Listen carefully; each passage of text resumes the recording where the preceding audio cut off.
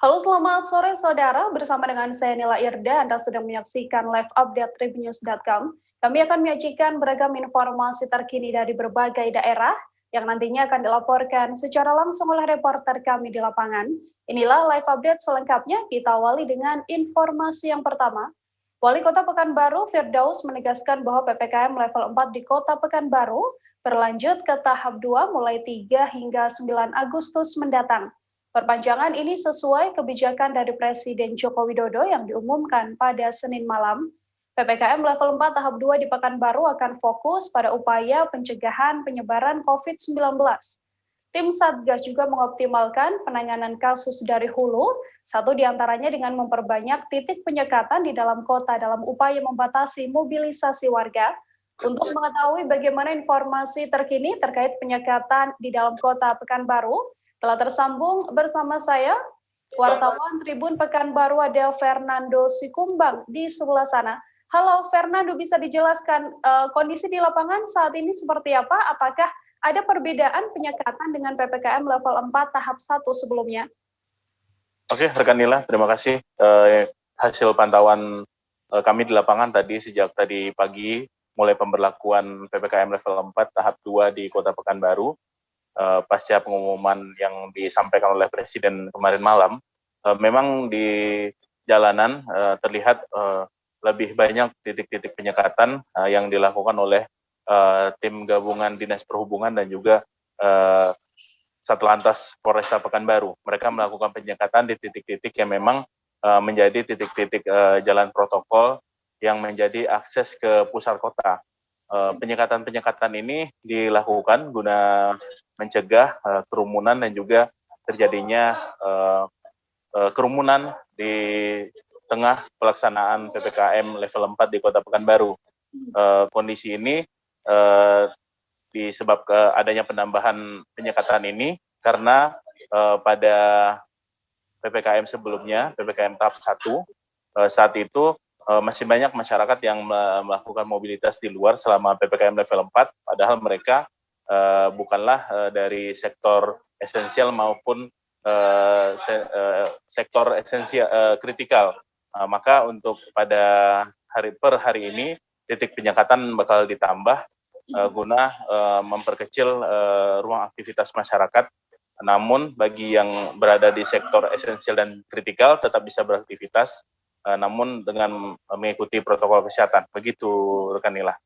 Fernando, ada berapa banyak penambahan titik penyekatan ini, dan untuk informasi pengerahan personil yang ada di titik penyekatan ini kemudian seperti apa informasinya?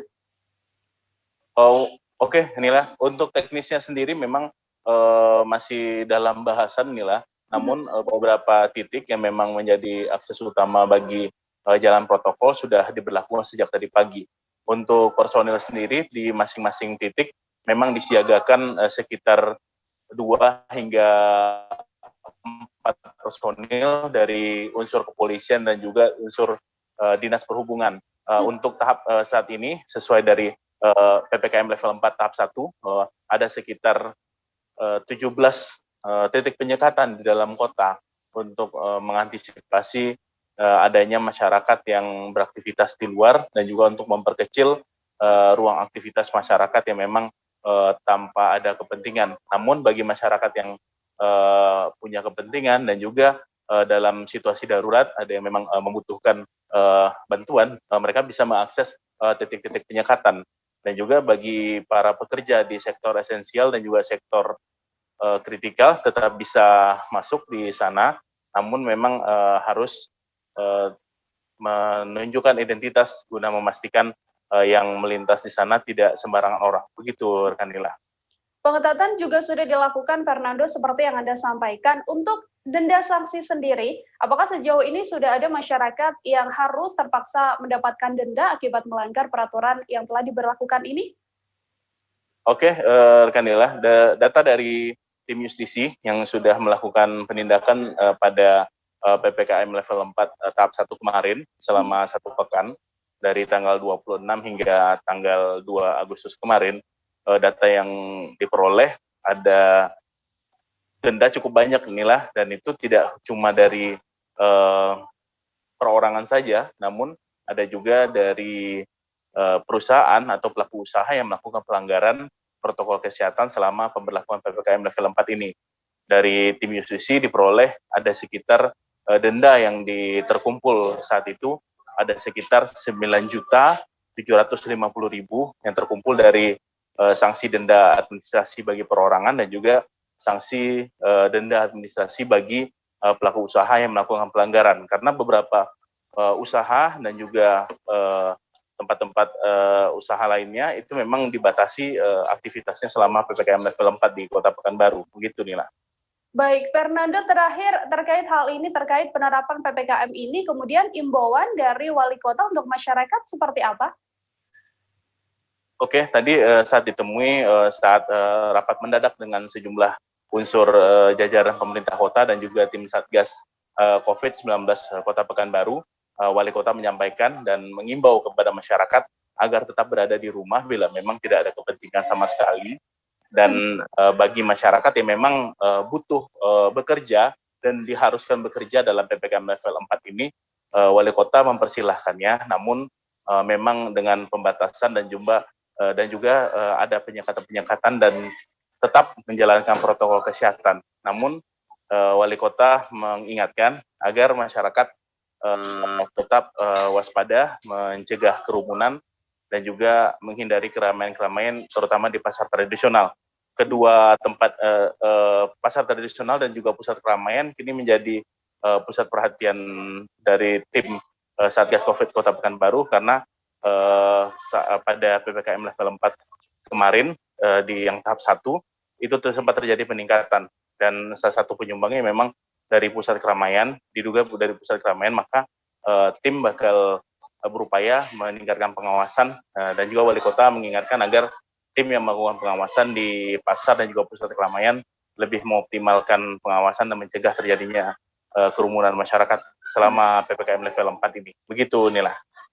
Baik, Fernando dan juga saudara wartawan Fernando tadi juga telah menghimpun wawancara dengan Wali Kota Pekanbaru. Berikut liputannya untuk Anda. Mana yang kurang kita perbaiki di dalam penanganannya, mana yang sudah baik kita tingkatkan. Dan tentu sekali lagi berkaitan dengan pembatasan pergerakan masyarakat. Ini penyekatan di ruas-ruas jalan tertentu ini tidak bisa dihindari. Intinya adalah bagaimana mengurangi pergerakan masyarakat itu sendiri. Karena di dalam kebijakan untuk berkantor itu 100% di rumah. Untuk non-esensial itu 100%. Kalau kemarin masih ada kantor 25%, ini malah 100% bekerja di rumah untuk tertentu. Kemudian yang esensial tetap bekerja seperti biasa. Nah, jadi strategi yang kita lakukan penguatan dari di hulu dalam pencegahan, termasuk juga nanti tracingnya, ya. Kemudian juga baru penanganan hilir untuk perawatan. Kita beralih ke informasi selanjutnya, Saudara. Luapan kekecewaan diungkapkan pengelola sekaligus pedagang di Pantai Balongan Indah Indramayu dengan memunguti sampah pada Selasa 3 Agustus 2021. Mereka membersihkan sampah di sepanjang objek wisata setempat. Sampah-sampah tersebut berserakan seiring tutup totalnya wisata dalam 1 bulan terakhir. Aksi ini dilakukan setelah Presiden Joko Widodo mengumumkan perpanjangan PPKM sampai dengan 9 Agustus 2021 mendatang. Selain memperpanjang PPKM, pemerintah pusat juga menaikkan level Kabupaten Indramayu dari semula PPKM level 3 menjadi PPKM level 4. Untuk mengetahui bagaimana informasi selengkapnya, telah tersambung bersama saya wartawan Tribun Cirebon, ada Handika Rahman di sebelah sana. Halo Handika, selamat sore. Sore, Nila.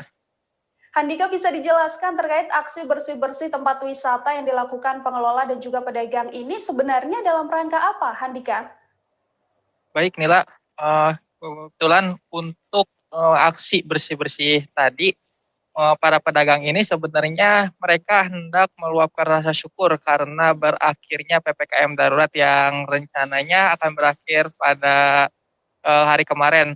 Namun karena semalam ada pengumuman dari pemerintah pusat untuk memperpanjang PPKM darurat sampai tanggal 9 Agustus, mereka terpaksa tidak, maksud saya melanjutkan aksi bersih-bersih itu dan untuk sebagai kritikan tersendiri bagi pemerintah agar pemerintah itu bisa melihat kondisi yang mereka alami selama PPKM darurat ini untuk mengetuk hati pemerintah sendiri. Nila. Handika, kemudian dari para pekerja sektor pariwisata di Pantai Balongan Indah Indramayu ini sendiri menanggapi adanya perpanjangan PPKM seperti apa mereka? Baik Nila, untuk dari tangkapan dari para pedagang dan pengelola Pantai Wisata Balongan Indah tadi mengatakan kepada Tribun Cirebon.com bahwa mereka sangat kecewa Nila dengan adanya perpanjangan ini. Mengingat sudah 1 bulan lamanya mereka tutup total dan tidak mendapat penghasilan sama sekali. Hal ini berdampak pada ekonomi keluarga masing-masing pekerja, dan juga mereka mengakui bahwa bantuan dari pemerintah, khususnya dari pemerintah daerah ini kurang mereka dapat. Hal ini yang membuat mereka sangat keberatan dengan perpanjangan PPKM sampai tanggal 9 Agustus ini, Nila. Untuk kondisi mereka sendiri pada saat penerapan PPKM diberlakukan ini, apakah memang seperti apa kondisi mereka berdasarkan pantauan Anda, Handika? Menurut pengakuan dari para pedagang dan para pekerja di objek wisata ini, mereka sama sekali tidak memiliki penghasilan sama sekali, Nila. Hal ini karena mereka sangat bergantung sekali pada bukanya objek wisata.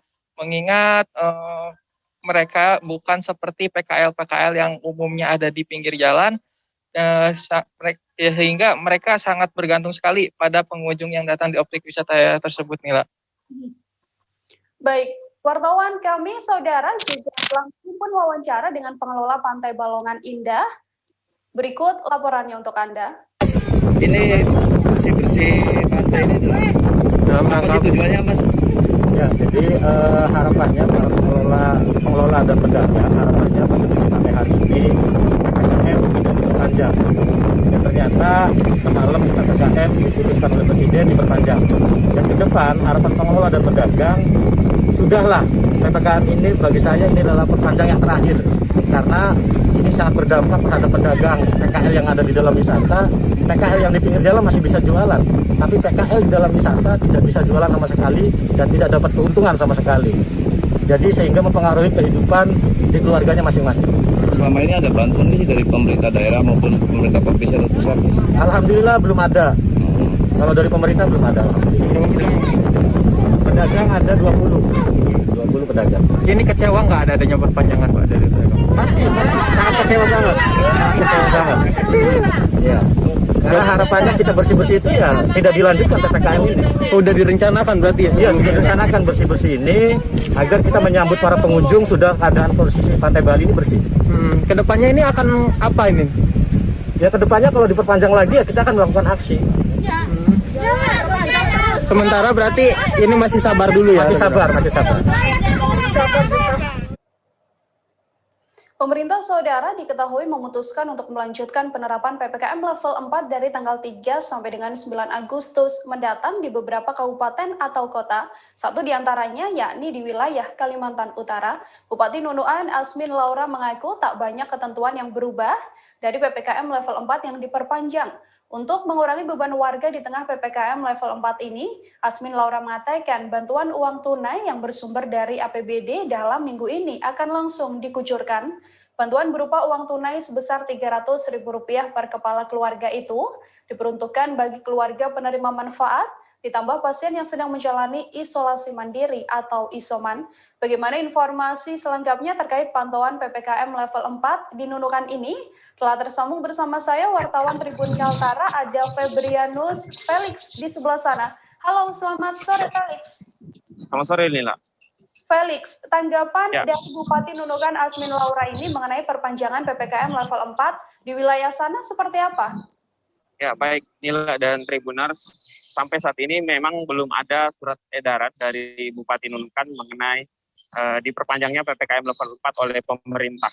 Namun Asmi Laura mengatakan bahwa mengenai isi ketentuan PPKM level 4 yang diperpanjang itu sama seperti sebelumnya, namun ada sedikit perbedaan yang akan dimuat di dalam surat edaran nanti, yakni batas waktu makan di tempat kafe, restoran, sejenisnya itu yang awalnya sampai pukul 20 waktu Indonesia Tengah diperpanjang tambah, maksudnya 1 jam menjadi pukul 21.00 waktu Indonesia Tengah.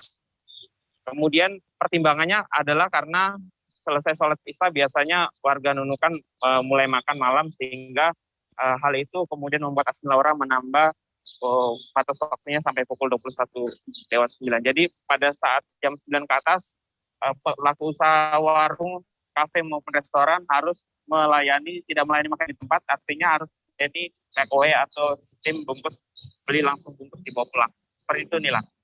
Baik, Felix. Kemudian terkait informasi langkah Pemda dalam mengurangi beban warga untuk langsung memberikan bantuan pada perpanjangan PPKM ini, seperti apa informasinya?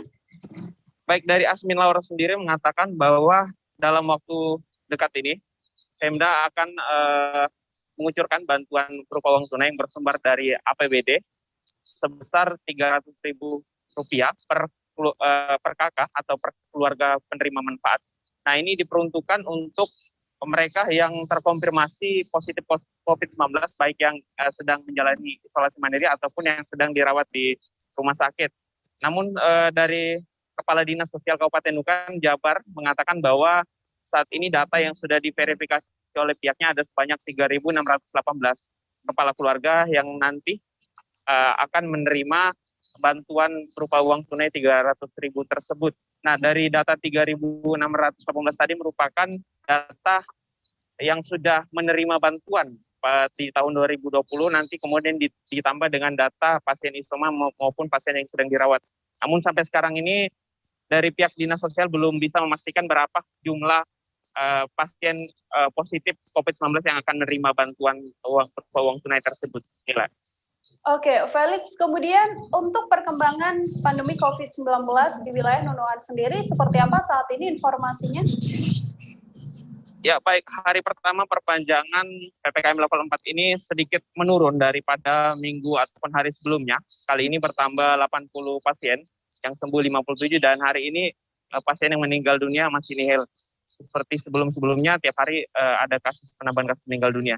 Sehingga total jumlah terkonfirmasi COVID-19 hingga hari ini sebanyak 3.753 kasus.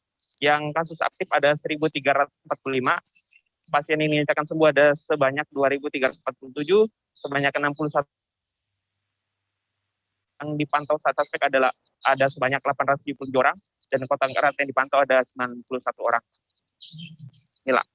Baik, terima kasih banyak Febrianur Felix atas laporan Anda. Selamat bertugas kembali, Felix. Kita berlanjut ke informasi selanjutnya, Saudara. Hajatan pernikahan dengan sajian hiburan orkes dangdut digelar di Desa Banjar Tabulu, Kecamatan Camplong, Kabupaten Sampang, Madura. Padahal saat ini pemerintah diketahui tengah menjalankan aturan pemberlakuan pembatasan kegiatan masyarakat atau PPKM level 4 untuk menekan angka penularan COVID-19. Sebelum acara digelar, Satuan Tugas atau Satgas COVID Kecamatan Camplong diketahui sudah memberikan larangan. Namun acara itu tetap digelar, bahkan melalui video yang beredar di media sosial, acara tersebut berjalan meriah dengan jumlah penonton yang cukup banyak dan sekali terdapat sebuah petasan. Untuk mengetahui bagaimana update terkininya telah tersambung bersama saya di sebelah sana wartawan Tribun Madura, ada Hanggara Pratama. Halo Hanggara. Halo, Nila. Hanggara, langkah Satgas COVID-19 Kabupaten Sampang sendiri terhadap adanya penyelenggaraan hajatan manten dan juga orkes ini seperti apa update terkininya? Siap. Terima kasih Nila. Sesuai dari penyidik Satpol PP Kabupaten Sampang, yakni Soeharto, bahwa langkah awal sudah diupayakan oleh Satgas COVID-19 Kabupaten, begitupun dengan Satgas dari Kecamatan. dengan mendatangi langsung kediaman penyelenggara hajatan atau orkes tersebut seperti itu. Namun kegiatan tersebut tetap digelar sehingga pada malam harinya sekitar pukul 6 Satgas COVID-19 Kabupaten Sampang langsung terjun ke lapangan. Namun ketika di lapangan kegiatan tersebut tidak digelar sehingga mereka menunggu hingga sekitar pukul 10 malam seperti itu. Dan ketika Satgas meninggalkan lokasi, ternyata pihak penyelenggara langsung memulai orkes tersebut. Dan diketahui bahwa orkes digelar mulai dari sekitar pukul 11 sampai dini hari seperti itu. Dalam kasus ini, Hanggara, sudahkah bisa dijelaskan jenis sanksi apa yang diberikan? Sesuai dengan kasus-kasus sebelumnya, bahwa di tengah PPKM kali ini sudah ada 3 dengan kasus yang sama, bahwa penyelenggara dikenakan sanksi tipiring seperti itu. Dan sesuai pantauan di lapangan bahwa tadi pagi si penyelenggara telah digiring oleh Satgas COVID-19 ke Pengadilan Negeri Sampang untuk menjalankan tipiring, dan penyelenggara atas nama Muhammad Saleh dikenakan denda senilai 8 juta rupiah dengan ketentuan jika tidak membayar denda tersebut akan menjalankan pidana selama 1 bulan lamanya seperti itu. Hanggara, kemudian apakah memang hanya penyelenggara acara saja yang dikenakan sanksi ataukah pemilik orkes dangdut ini juga mendapatkan sanksi dari tim Satgas? Oke Nila, dan untuk diketahui bahwa pantauan di lokasi tidak hanya penyelenggara hajatan manten ataupun orkes, melainkan pemilik orkes, begitupun dengan para biduan yang bernyanyi pada saat itu juga dikenakan sanksi. Dan setelah putusan dari Pengadilan Negeri Kabupaten Sampang bahwa untuk pemilik orkes divonis sanksi denda sebesar 4 juta dengan ketentuan jika tidak membayar akan menjalani hukuman sekitar 15 hari penjara seperti itu. Sedangkan untuk biduan sekitar ada 6 orang dikenakan sanksi 1 juta rupiah dengan ketentuan jika tidak membayar akan menjalani hukuman 1 pekan lamanya seperti itu. Dan untuk diketahui bahwa hal yang menarik terjadi di Pengadilan Negeri Sampang bahwa salah satu biduan yang bernama Wilda tidak terima atas vonis yang dilayangkan oleh Pengadilan Negeri Sampang sebab dia hanya memenuhi undangan sehingga dia meminta untuk denda dibayar oleh penyelenggara. Namun hal itu diterangkan oleh pengadilan, oleh hukum ketua, dan pada saat itu juga Winda menerima soal vonis yang diberikan oleh hukum ketua Pengadilan Negeri Sampang. Seperti itu. Baik, saudara, untuk mengetahui bagaimana informasi selengkapnya, wartawan kami telah menghimpun wawancara dengan Satpol PP Sampang. Berikut liputannya untuk Anda.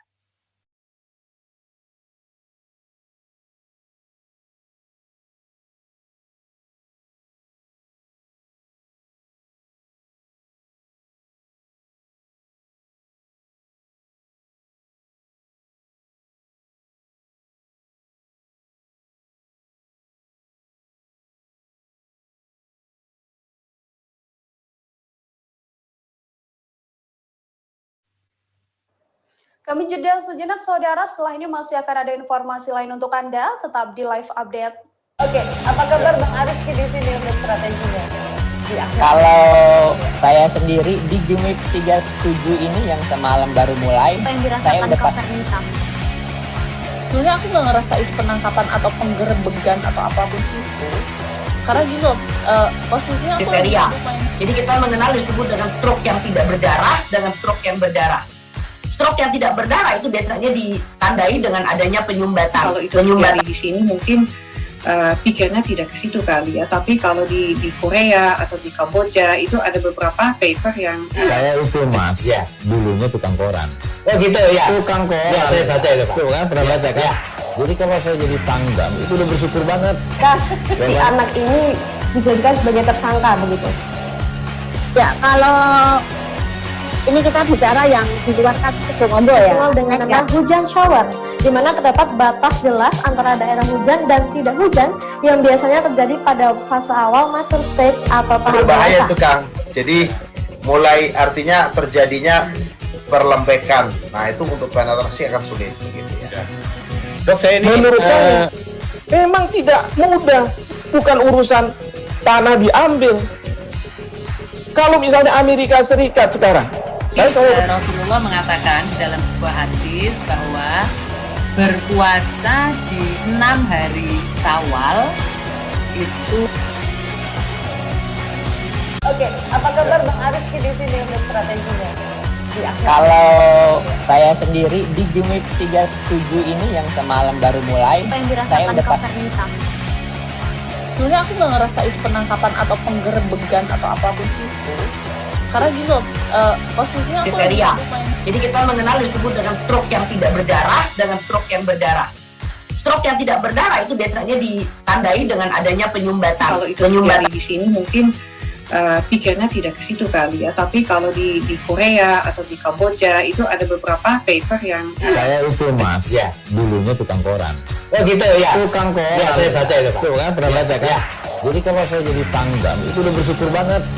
Si anak ini dijadikan sebagai tersangka begitu. Ya, kalau ini kita bicara yang di luar kasus Bongombo ya. Dengan nama hujan shower, di mana terdapat batas jelas antara daerah hujan dan tidak hujan yang biasanya terjadi pada fase awal mature stage atau tahap berbahaya itu Kang. Jadi mulai artinya terjadinya perlembekan. Nah itu untuk penetrasi akan sulit gitu ya. Dok, saya ini menurut saya memang tidak mudah, bukan urusan tanah diambil. Kalau misalnya Amerika Serikat sekarang, Rasulullah mengatakan dalam sebuah hadis bahwa berpuasa di 6 hari Syawal itu. Oke, apa kabar Bang Arif di sini untuk strateginya? Kalau saya sendiri di Jumip 37 ini yang semalam baru mulai, saya udah sebenarnya aku nggak ngerasa itu penangkapan atau penggerebegan atau apapun itu, karena gitu posisinya aku kriteria. Jadi kita mengenal disebut dengan stroke yang tidak berdarah dengan stroke yang berdarah. Stroke yang tidak berdarah itu biasanya ditandai dengan adanya penyumbatan. Kalau itu terjadi di sini mungkin pikirnya tidak ke situ kali ya, tapi kalau di Korea atau di Kamboja itu ada beberapa paper yang saya itu mas, ya, dulunya tukang koran. Oh gitu ya. Tukang koran. Ya, saya baca itu Pak. Tuh kan pernah baca kan? Ya. Jadi kalau saya jadi pangdam itu udah bersyukur banget. Si anak ini dijadikan sebagai tersangka begitu. Ya, kalau ini kita bicara yang di luar kasus Bongombo ya. Dengan nama hujan shower, di mana terdapat batas jelas antara daerah hujan dan tidak hujan yang biasanya terjadi pada fase awal mature stage atau tahap berbahaya itu Kang. Jadi mulai artinya terjadinya perlembekan. Nah itu untuk penetrasi akan sulit gitu ya. Dok, saya ini menurut saya memang tidak mudah, bukan urusan tanah diambil. Kalau misalnya Amerika Serikat sekarang, Rasulullah mengatakan dalam sebuah hadis bahwa berpuasa di 6 hari Syawal itu. Oke, apa kabar Bang Arif di sini untuk strateginya? Kalau saya sendiri di Jumip 37 ini yang semalam baru mulai, saya udah sebenarnya aku nggak ngerasa itu penangkapan atau penggerebegan atau apapun itu, karena gitu posisinya aku kriteria. Jadi kita mengenal disebut dengan stroke yang tidak berdarah dengan stroke yang berdarah. Stroke yang tidak berdarah itu Terima kasih Anda masih menyaksikan live update bersama dengan saya Nila Irda. Menteri Pariwisata dan Ekonomi Kreatif Menparekraf RI Sandiaga Uno Saudara mendorong vaksinasi merdeka yang digagas Polda Metro Jaya. Hal itu diungkapkannya saat meninjau vaksinasi merdeka di MTS Negeri 11 Jakarta Barat Cengkareng pada Selasa 3 Agustus 2021. Sandiaga Uno memastikan kolaborasi tersendiri termasuk dalam urusan vaksinasi. Dalam vaksinasi yang digelar kepolisian bersama sejumlah pihak ini, targetnya adalah anak usia 12 hingga 17 tahun dengan target total nantinya 40.000 orang dalam vaksinasi merdeka di seluruh kawasan Jakarta Barat. Untuk mengetahui bagaimana informasi selengkapnya, tersambung bersama saya wartawan Warta Kota ada Desi Selviani di sana. Halo, selamat sore Desi. Selamat sore. Desi, bisa dijelaskan terkait kunjungan dari Menparekraf di MTS Negeri Cengkareng ini tadi seperti apa pantauan Anda? Ya, tadi Menparekraf Sandiaga Uno sendiri tiba di MTSN 11 Cengkareng sekira pukul 9.30. Di lokasi tersebut Menparekraf meninjau vaksinasi Merdeka yang digagasi oleh Polda Metro Jaya untuk mempercepat vaksin di wilayah DKI Jakarta, khususnya Jakarta Barat. Desi, untuk hari ini berapa vaksin yang diberikan untuk warga? Di hari ini vaksinasi Merdeka sendiri di MTSN 11 Cengkareng Jakarta Barat itu digelar selama 2 hari. Di hari pertama itu ada 600 kuota vaksin, lalu di hari kedua ada 900 kuota vaksin, jadi totalnya 1.500 kuota vaksin. Tapi untuk di Jakarta Barat sendiri, capaian target harian vaksinasi dari program vaksinasi Merdeka Polda Metro Jaya ini, targetnya itu sampai 41.000 vaksin setiap harinya, begitu. Baik, kemudian untuk bantuan dari Menparekraf, seperti apa bantuan yang diberikan dari Menparekraf sendiri, Desi?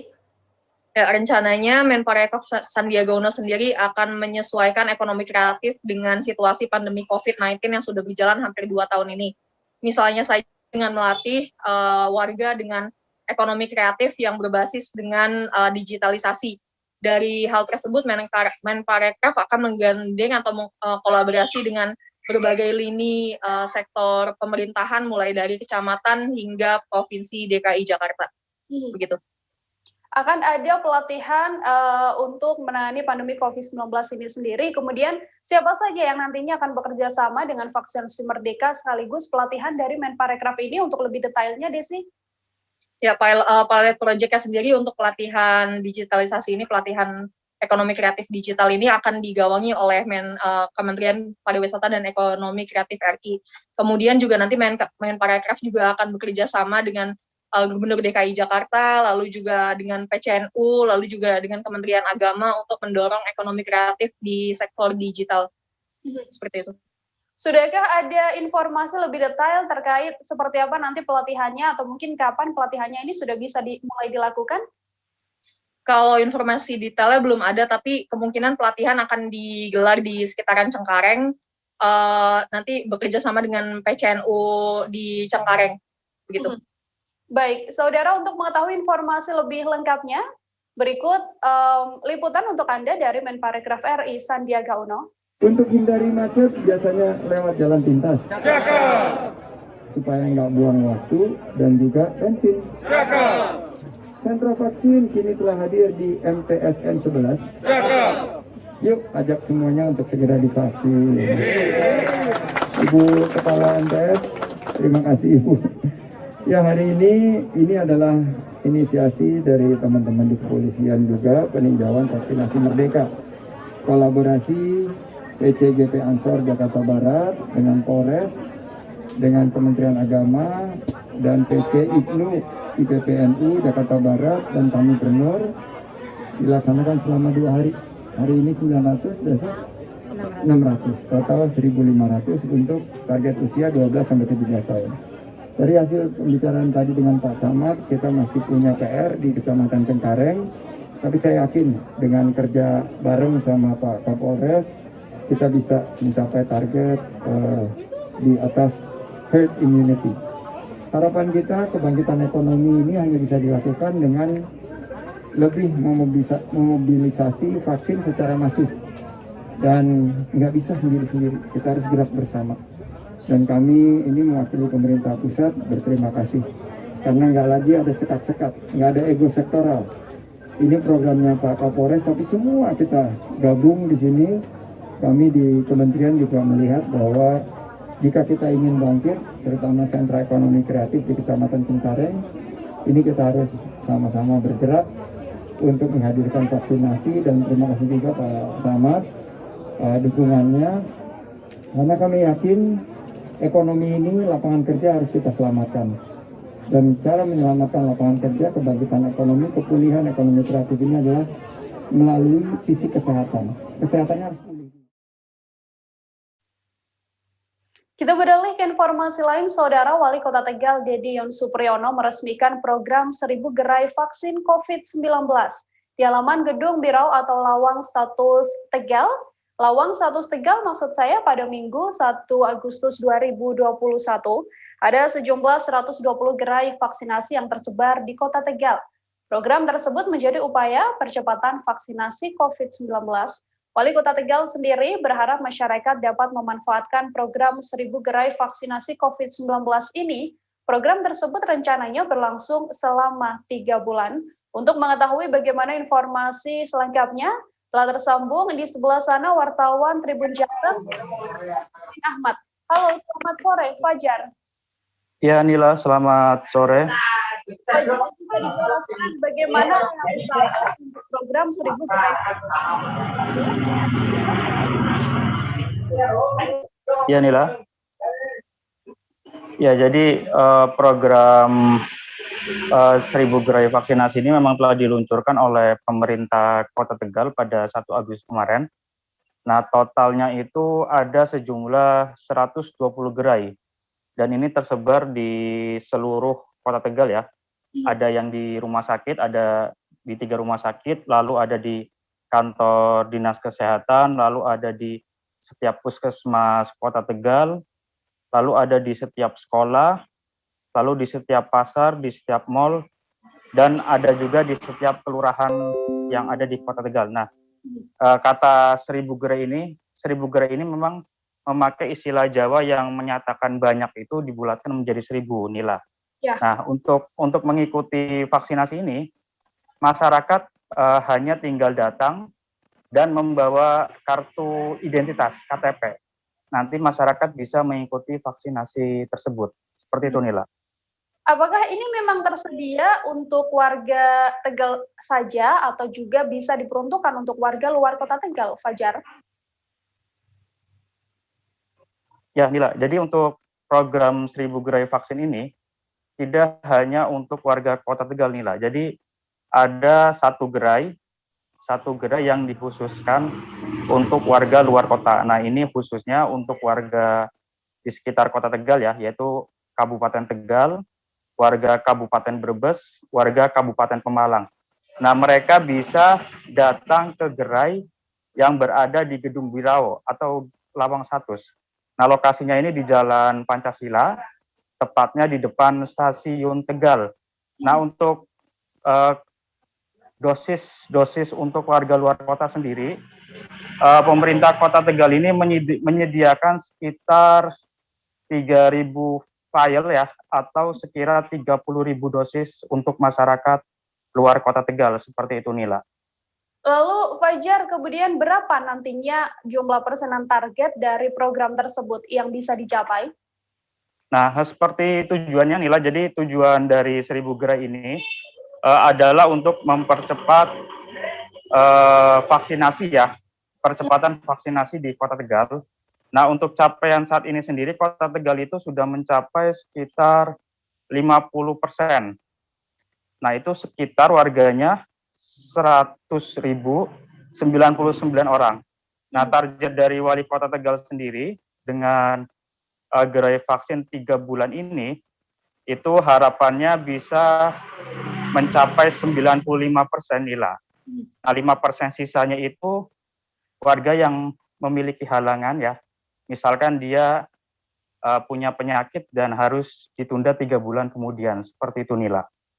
Berlangsung berapa lama nantinya program tersebut, Fajar?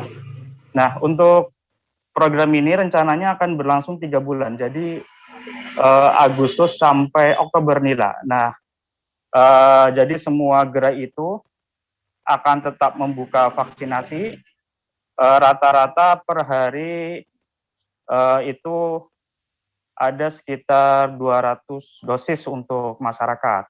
Nah, namun untuk yang khusus luar kota ini yang tadi saya sebut di Gedung Wirao, per harinya mungkin sekitar 1000 ada itu untuk dosis yang diberikan kepada masyarakat, Mila.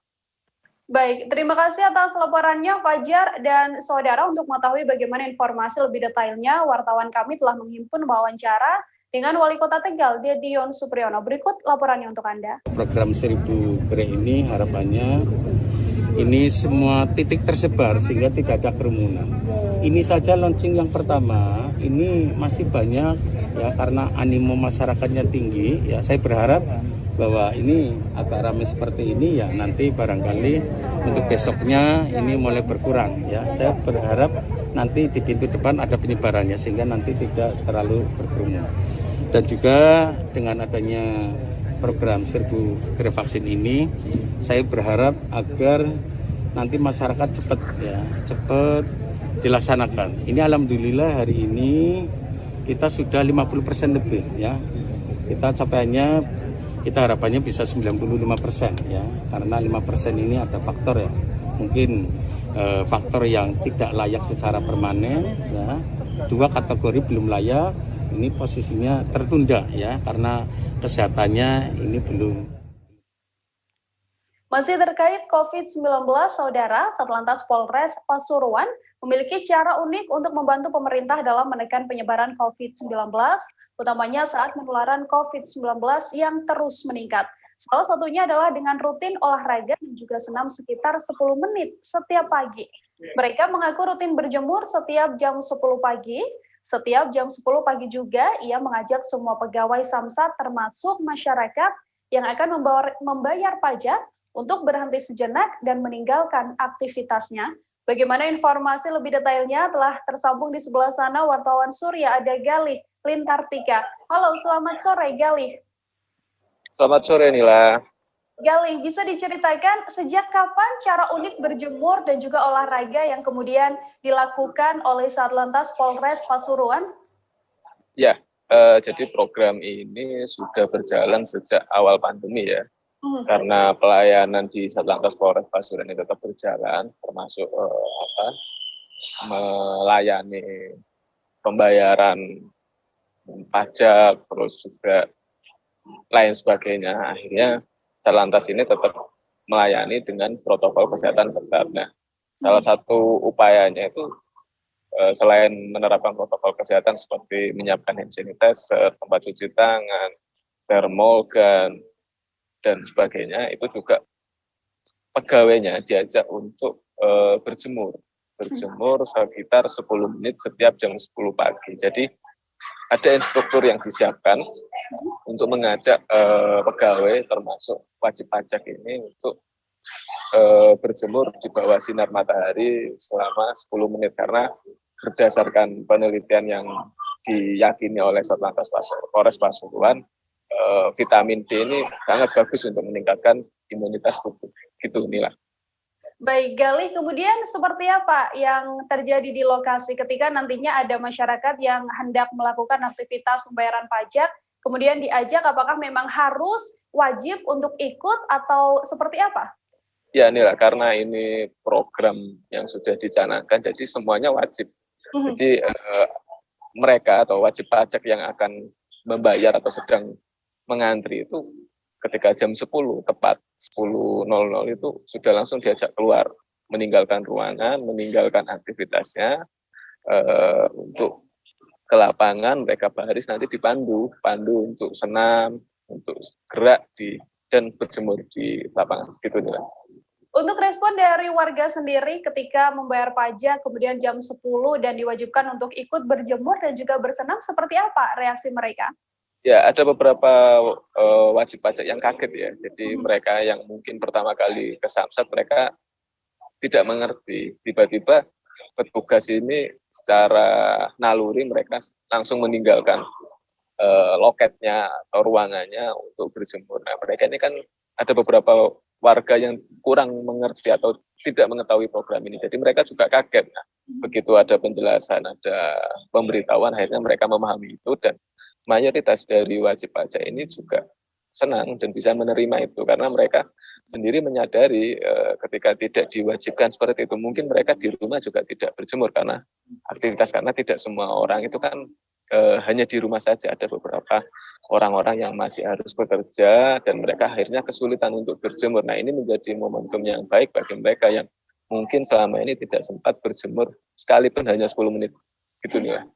Artinya seluruh warga juga menyambut baik niat dari Satlantas Polres Pasuruan ini. Saudara, untuk mengetahui bagaimana informasi selengkapnya, wartawan kami telah menghimpun wawancara dengan petugas Samsat. Berikut liputannya untuk Anda. Di masa pandemi seperti ini, banyak penilaian dari beberapa ahli kesehatan bahwa yang paling bagus untuk menjaga imun adalah vitamin D, yang mana vitamin D itu bisa kita dapat pada waktu pagi hari, yaitu dari sinar matahari. Jadi kita mengajak masyarakat untuk berolahraga selama 10 menit sambil berjemur. Itu kita berupaya untuk bukan cuma untuk masyarakat, tapi untuk seluruh karyawan di Samsat ini bisa memiliki imun yang kuat sehingga bisa menjaga tubuhnya biar tidak terpapar oleh virus COVID-19. Ini sudah dilakukan berapa lama, Kamden?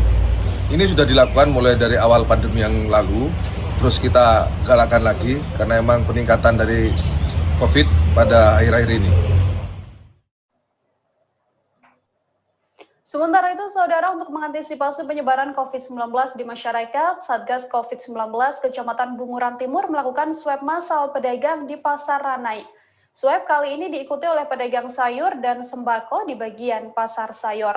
Para pedagang cukup antusias mengikuti swab massal yang dilaksanakan di posko COVID-19 di tengah PPKM Pasar Ranai pada Selasa pagi tersebut. Bagaimana informasi selengkapnya terkait tes antigen massal untuk pedagang di Pasar Ranai ini? Telah terhubung di sebelah sana wartawan Tribun Batam ada Jalia. Halo, selamat sore Jalia. Selamat sore, Assalamualaikum Nila. Jalia, berapa jumlah pedagang yang mengikuti swab massal pada acara hari itu? Ya, ada 33 orang pedagang, terdiri dari pedagang sayur dan sembako di bagian los pasar sayur. Baik, untuk hasil dari swab massal ini sendiri seperti apa, Jalia? Nah, dari hasilnya didapat 32 negatif dan 1 orang positif, dan yang positif langsung diisolasi terpadu, mengikuti isolasi terpadu di Asrama Haji Kabupaten Natuna. Apakah program swab massal ini diadakan baru pertama kali atau sudah berapa kali swab massal diadakan di Pasar Ranai ini? Ini adalah tracing swab antigen yang ketiga. Sebelumnya pada hari Jumat minggu lalu sudah dilakukan untuk pedagang pasar ikannya, kemudian hari Senin kemarin untuk pedagang daging, dan hari ini untuk khusus pedagang sayur dan sembako. Terkait reaksi dari pedagang sendiri saat didatangi untuk kemudian melakukan swab test seperti apa, Jalia? Ya, ada yang memang ketika kami tanyai, ada yang mengatakan bahwa ini baru pertama kalinya untuk mengikuti swab, dan tapi tidak merasa takut atau sakit, biasa saja. Dan yang kedua, memang karena sudah biasa melakukan swab untuk bepergian, juga merasa biasa saja, tidak ada kekhawatiran dari mereka sendiri. Apakah memang seluruh pedagang yang menjalani swab ini menerima atau mungkin ada saja pedagang-pedagang atau mungkin oknum yang menolak untuk menjalani swab test ini, Jalia? Ya, memang ada oknum-oknum pedagang yang tadi sempat menolak untuk melakukan swab dengan alasan sedang flu atau sedang sibuk melayani pembeli. Tetapi karena petugas mendatangi langsung kios-kios mereka, jadi mereka tidak bisa menolak untuk melakukan swab. Oke. Artinya seluruh pedagang yang ada di Pasar Ranai kemudian sudah bisa menjalani swab test secara menyeluruh. Untuk mengetahui informasi lebih detailnya, Saudara, telah diterhimpun wawancara dari pegawai Prerusda Natuna dan juga penanggung jawab Pasar Ranai, sekaligus ada pula wawancara dari pedagang sayur Pasar Ranai. Berikut liputannya untuk Anda. Yang di swab. Ya, kalau kita bisa udah apa? Ini hari ini meja ikan, Pak. Oh, khusus ikan? Ya, meja sayur. Sayur aja. Sayur. Berarti seluruh pedagang hari Jumat meja ikan, hari Senin meja kios daging. Kalau jumlah pedagang semuanya berapa? 100 untuk pasar ya, sekitar 130-an lebih, 30-an berapa gitu. Kalau khusus sayur berapa? 30 orang. Berarti target hari ini 30 harus selesai semua ya? Oke. Hari apa ini? Hari Jumat kemarin juga meja sayur udah di swab, ada yang 4 mereka swab. Gitu ya. Jadi sekarang ini terakhir, mana yang belum di swab kita panggil suruh swab. Kita jeda sejenak, Saudara. Setelah ini masih akan ada informasi lain untuk Anda. Tetap di live update. Oke, apa kabar Bang Ariski di sini untuk strateginya? Kalau saya sendiri di Jumip 37 ini yang semalam baru mulai, saya udah pasti. Sebenarnya aku nggak ngerasain penangkapan atau penggerbegan atau apapun itu. Karena gitu, posisinya aku kriteria. Jadi kita mengenal disebut dengan stroke yang tidak berdarah dengan stroke yang berdarah. Stroke yang tidak berdarah itu biasanya ditandai dengan adanya penyumbatan. Kalau itu terjadi di sini mungkin pikirnya tidak ke situ kali ya, tapi kalau di Korea atau di Kamboja itu ada beberapa paper yang saya itu mas, ya, dulunya tukang koran. Oh gitu ya. Tukang koran. Ya, saya baca itu Pak. Tuh kan, pernah baca kan? Ya. Jadi kalau saya jadi pangdam itu udah bersyukur banget. Si anak ini dijadikan sebagai tersangka begitu. Ya, kalau ini kita bicara yang di luar kasus Bongombo ya. Dengan nama hujan shower, di mana terdapat batas jelas antara daerah hujan dan tidak hujan yang biasanya terjadi pada fase awal mature stage atau tahap Berbahaya dewasa. itu Kang. Jadi mulai artinya terjadinya perlembekan. Nah itu untuk penetrasi akan sulit. Gitu ya. Dok, saya ini menurut saya memang tidak mudah, bukan urusan tanah diambil. Kalau misalnya Amerika Serikat sekarang, Rasulullah mengatakan dalam sebuah hadis bahwa berpuasa di 6 hari Syawal itu. Oke, apa kabar Bang Aris di sini untuk strateginya? Kalau saya sendiri di Jumip 37 ini yang semalam baru mulai, saya udah Sebenarnya aku nggak ngerasa itu penangkapan atau penggerebegan atau apapun itu. Karena gini loh, posisinya aku kriteria. Jadi kita mengenal disebut dengan stroke yang tidak berdarah dengan stroke yang berdarah. Stroke yang tidak berdarah itu biasanya ditandai dengan adanya penyumbatan. Kalau itu terjadi di sini mungkin pikirnya tidak ke situ kali ya, tapi kalau di Korea atau di Kamboja itu ada beberapa paper yang saya itu mas, ya, dulunya tukang koran. Oh gitu ya. Tukang koran. Ya, saya baca itu Pak. Tuh kan, pernah baca kan? Ya. Jadi kalau saya jadi pangdam itu udah bersyukur banget. Si anak ini dijadikan sebagai tersangka begitu.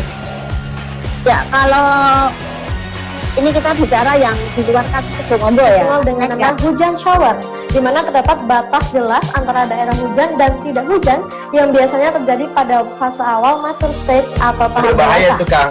Jadi mulai artinya terjadinya perlembekan. Nah itu untuk penetrasi akan sulit. Gitu ya. Dok, saya ini menurut saya memang tidak mudah, bukan urusan tanah diambil. Kalau misalnya Amerika Serikat sekarang, Rasulullah mengatakan dalam sebuah hadis bahwa berpuasa di 6 hari Syawal itu.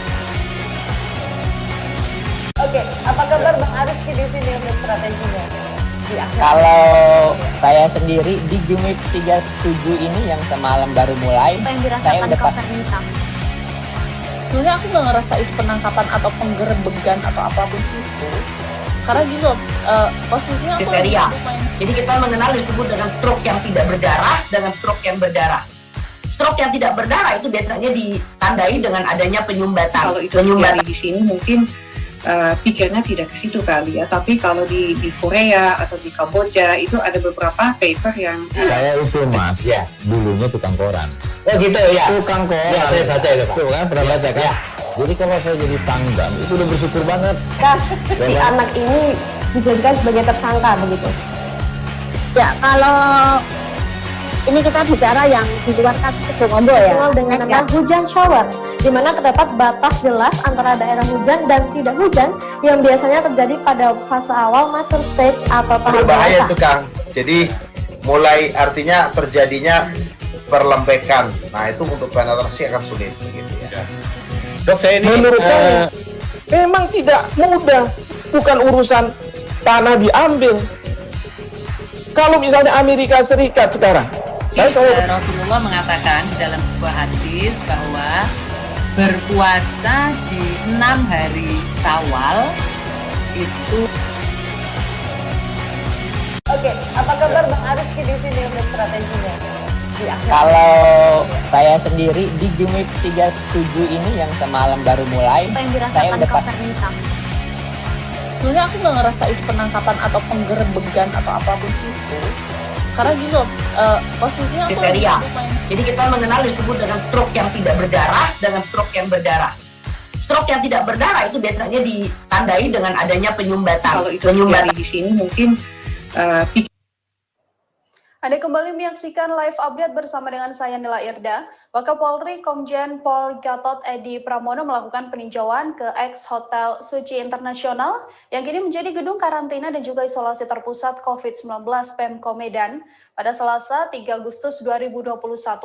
Ia didampingi oleh Kapolda Sumut, Wali Kota Medan, Wakil Gubernur Sumut, Pangdam 1BB, Kapolrestabes Medan, dan juga Wakil Gubernur Sumatera Utara serta jajaran lainnya. Gatot mengapresiasi masyarakat Kota Medan karena memiliki solidaritas sosial yang cukup tinggi. Sempat dilihatnya masyarakat Kota Medan memberikan bantuan sosial pada warga yang secara ekonomi terdampak pandemi COVID-19. Bagaimana informasi selengkapnya terkait kunjungan Wakapolri? Telah tersambung di sebelah sana wartawan Tribun Medan, ada Goklas di sana. Halo, Goklas, bisa dijelaskan bagaimana situasi pada saat kunjungan Wakapolri di sana? Ya, selamat sore buat Nisa. Jadi sejak tadi sekitar jam 10-an itu Wakapolri Komjen Pol Gatot Edi Pramono itu melakukan peninjauan langsung ke ex Hotel Suci Internasional. Dan memang sebelum dilakukan peninjauan tentu dari petugas kepolisian tadi setidaknya 3 orang itu langsung melakukan penyemprotan disinfektan terhadap seluruh ruangan yang ada untuk mensterilkan ruangan tersebut. Dan adapun tadi Wakapolri itu sebelumnya ke perumahan di daerah Menteng, di mana dia melihat bagaimana pelaksanaan PPKM yang ada di Kota Medan termasuk di daerah Menteng tersebut. Nah, jadi dia menjelaskan untuk kedatangan Wakapolri tersebut ke Medan itu dalam rangka untuk melihat bagaimana penerapan PPKM di Kota Medan dan juga pelaksanaan vaksinasi yang ada di Kota Medan, seperti itu. Baik, kemudian setelah kunjungan ini, hal apa saja yang disoroti oleh Wakapolri? Nah, jadi pada saat melakukan kunjungan tersebut, ia menjelaskan, dia mendapati bahwa masyarakat Kota Medan sudah cukup baik untuk menerapkan 5M, seperti memakai masker, menjaga jarak, dan juga memakai semprot disinfektan di tangan.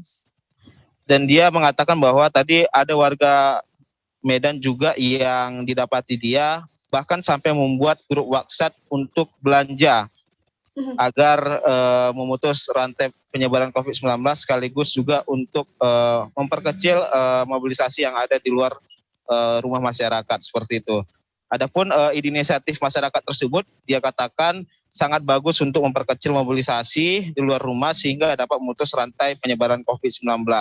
Kemudian dia juga melihat warga yang terpapar COVID-19 yang diisolasi mandiri itu dengan pengawasan yang ketat dari petugas dari Kementerian Kesehatan yang ada.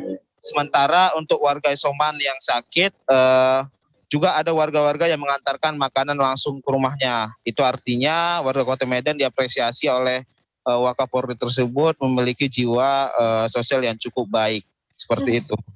Goklas, Wakapolri kan juga mendatangi ex Hotel Suci Internasional yang kita tahu bahwa dipakai untuk gedung karantina. Bagaimana Wakapolri melihat lokasi ex gedung Suci Internasional ini yang kini berubah fungsi menjadi lokasi karantina? Nah, tadi sempat terjadi pembicaraan dari Wakapolri dengan Wali Kota Medan. Dia mengatakan Wali Kota sendiri sudah menjelaskan bahwa sampai saat ini itu ada 240 kamar yang disediakan di ex Hotel Suci ini. Dan sudah ada 51 pasien yang sedang berada di ataupun diisolasi di Hotel Ex Suci tersebut. Nah, adapun 8 orang sudah sehat dan sudah diperbolehkan pulang. Nah, fasilitas yang ada di dalam tadi Pak Wakap juga mengapresiasi dari ruangan tersebut karena juga memberikan fasilitas yang cukup baik, seperti ada juga tempat kebugaran yang tersedia di lokasi isolasi tersebut, serta ada juga fasilitas kolam renang di mana berfungsi agar orang yang diisolasi mandiri tersebut tetap merasakan bahagia, seperti itu. Imbauan dari Wakapolri untuk penanganan pandemi COVID-19 sendiri untuk masyarakat Kota Medan seperti apa, Goklas? Nah, dari Wakapolri sendiri menghimbau agar masyarakat itu tetap menjalani 5M, juga tetap melakukan ataupun mengikuti proses vaksinasi COVID-19 agar di mana proses 3T itu dapat tetap digencarkan di Kota Medan, seperti itu. Baik, terima kasih atas laporannya Goklas dan saudara. Untuk mengetahui informasi lebih lengkapnya, berikut liputan dari Wakapolri Komjen Pol Gatot Edi Pramono untuk Anda. Sudah capek, sudah lelah dalam menghadapi pandemi ini masyarakat. Kemudian sudah ada juga yang divaksin 2 kali, ada yang sekali. Jangan euforia, ya, jangan euforia. Tetap 3M atau 5M dilaksanakan. Disiplin dalam melaksanakan 5M itu salah satu cara kita untuk memutus mata rantai penyebaran COVID-19. Mulai dari kita menggunakan masker, mencuci tangan, menjaga jarak, dan menghindari kerumunan, dan membatasi mobilitas sosial kita. Itu yang harus terus kita inikan, kita edukasikan kepada masyarakat, dan masyarakat patuh dan disiplin terhadap pemerintah.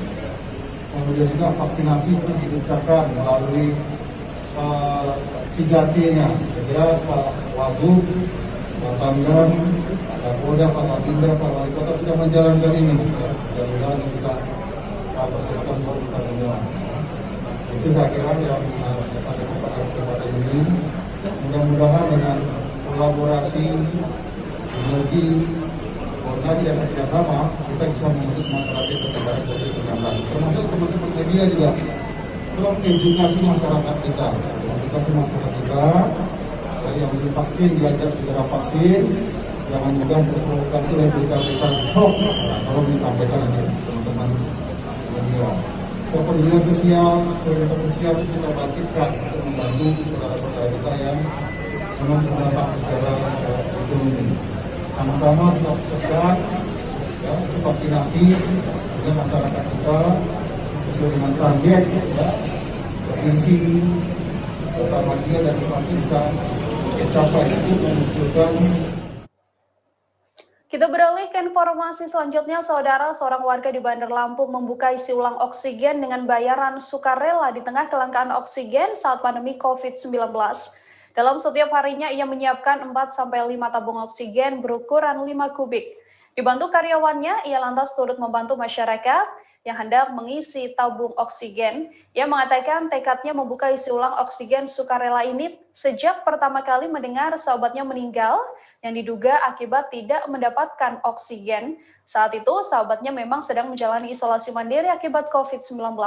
Bagaimana informasi lebih lengkapnya? Tersambung bersama saya, wartawan Tribun Lampung, Kiki Adi Pratama di sana. Halo, Kiki, bisa dijelaskan di mana lokasi persis adanya pengisian tabung oksigen harga sukarela tersebut? Kemudian bagaimana hasil pantauan Anda di lokasi? Baik, Nila.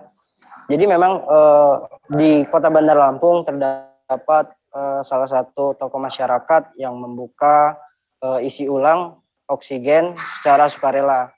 Nah, untuk tempatnya sendiri, dia memakai salah satu tempat di toko alat kesehatannya yang bernama Gria Medica, dan tempat isi ulang tabung oksigen itu sendiri dibuka di samping toko Gria Medica miliknya. Dan lebih tepatnya itu berada di Jalan Raden Intan, Kota Bandar Lampung, di nomor 47E. Jadi memang berdasarkan pantauan yang kami lakukan tadi, beberapa masyarakat, khususnya baik itu yang ada di Kota Bandar Lampung maupun yang ada di luar Kota Bandar Lampung, sudah banyak mengantri sejak pagi tadi, dan memang mereka satu persatu melakukan pengisian oksigen di tempat Bapak Fahru Rozi yang membuka isi ulang oksigen secara sukarela. Dan memang tadi banyak ya warga masyarakat, baik itu yang dari luar Bandar Lampung yang sudah berkeliling mencari oksigen, namun memang banyak sekali yang kesulitan mendapatkan oksigen karena saat ini mungkin oksigen sendiri termasuk dalam kategori barang yang cukup langka ditemui, tepatnya yang ada di Kota Bandar Lampung. Begitu, Nila. Iya, apakah nantinya jika ada warga yang hendak mengisi oksigen, mengisi ulang tabung oksigen di sana, ada syarat tertentu yang harus dipenuhi atau seperti apa caranya agar warga bisa mengisi secara sukarela di sana? Baik, jadi memang untuk pengisian ulang oksigen di tempat Bapak Fahru Rozi ini tidak dikenakan persyaratan tertentu, melainkan memang setiap warga masyarakat Kota Bandar Lampung, baik juga yang ada di luar Kota Bandar Lampung, bisa melakukan isi ulang dengan langsung datang ke tempat pengisian tabung oksigen itu sendiri. Itu diinisiasi memang oleh Pak Fahru Rozi seperti yang Nila katakan tadi, bahwa memang dia tergugah, dia bertekad untuk membantu masyarakat setelah mendengar sahabatnya meninggal lantaran kurangnya atau tidak mendapatkan oksigen saat sedang menjalani isolasi mandiri, sehingga dia bertekad kuat untuk membantu masyarakat tanpa mematok biaya ataupun meminta besaran rupiah untuk satu tabung oksigen ketika melakukan isi ulang. Begitu, Nila. Dari pihak pengelola sendiri mendapatkan pasokan oksigen ini dari mana informasinya, Kiki? Ya baik, sebetulnya memang karena latar belakang daripada Bapak Fahru Rozi ini selaku yang mengelola tabung oksigen isi ulang sukarela ini memang basicnya adalah petugas kesehatan, yang mana memang beliau ini adalah orang yang berjualan alat-alat kesehatan khususnya yang ada di Kota Bandar Lampung. Memang dia menggeluti bidang penjualan alat kesehatan ini sudah cukup lama, dan itu dimulai sejak 2019 lalu, sehingga memang banyak rekan-rekannya, sahabat-sahabatnya mungkin ada di sekitaran kalangan medis yang memang bisa membantu beliau untuk menyalurkan oksigen. Begitu keterangannya, Nila.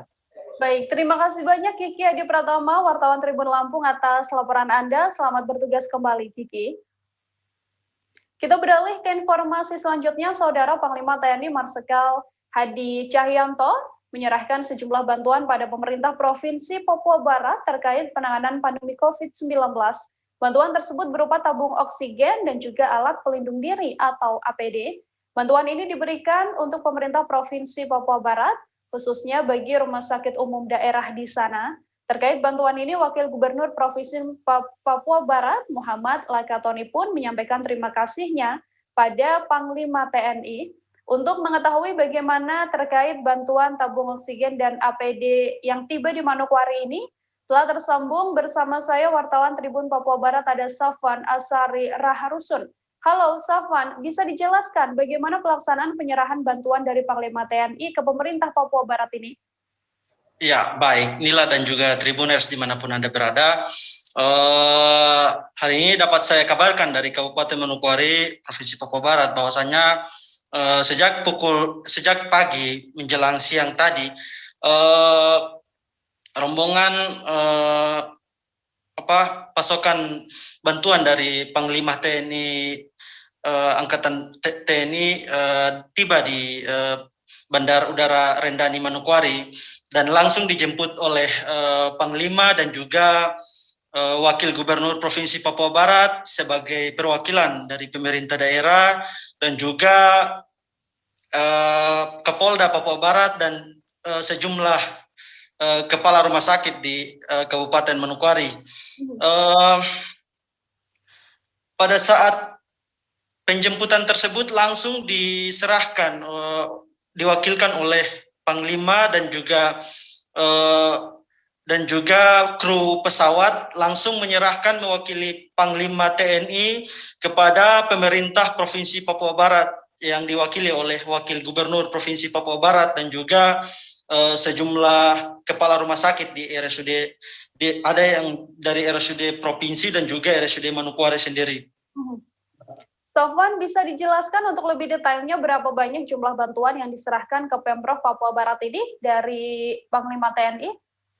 Ya, dan juga dapat saya kabarkan bahwa berdasarkan wawancara saya dengan Panglima Pangdam Pangdam Kesuari tadi, bahwa beliau menjelaskan bahwa bantuan yang dari Panglima TNI sendiri